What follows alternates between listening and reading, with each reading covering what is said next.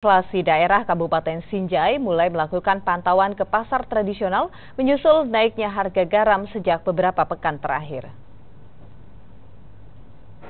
Tim pengendali inflasi daerah ini turun langsung untuk memantau harga garam yang mulai naik di pasar tradisional sejak sebulan terakhir. Harga garam yang semula dijual Rp50.000 per karung menjadi Rp170.000 per karung.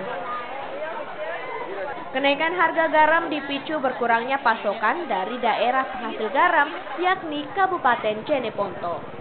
Hanya memang kelihatan yang harus dijaga, jangan sampai ada spekulan yang memanfaatkan situasi ini untuk mencari keuntungan sendiri yang berlebihan.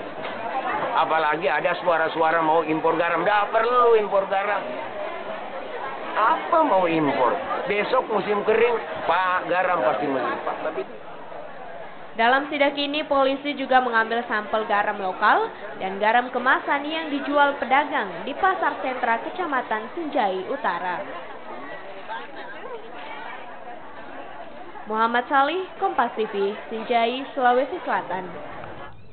Dan saudara, informasi dari Kabupaten Sinjai tadi sekaligus menutup kebersamaan kita di Kompas Sulsel untuk edisi hari ini. Saya Niluh Puspa. Dan saya Widagreni mewakili seluruh kerabat kerja yang bertugas pamit undur diri dari hadapan Anda. Tetaplah bersama kami di Kompas TV Makassar karena saat lagi akan hadir Sapa Makassar, program inspiratif dari Makassar bersama rekan kami Edwin Darwis. Terima kasih dan sampai jumpa.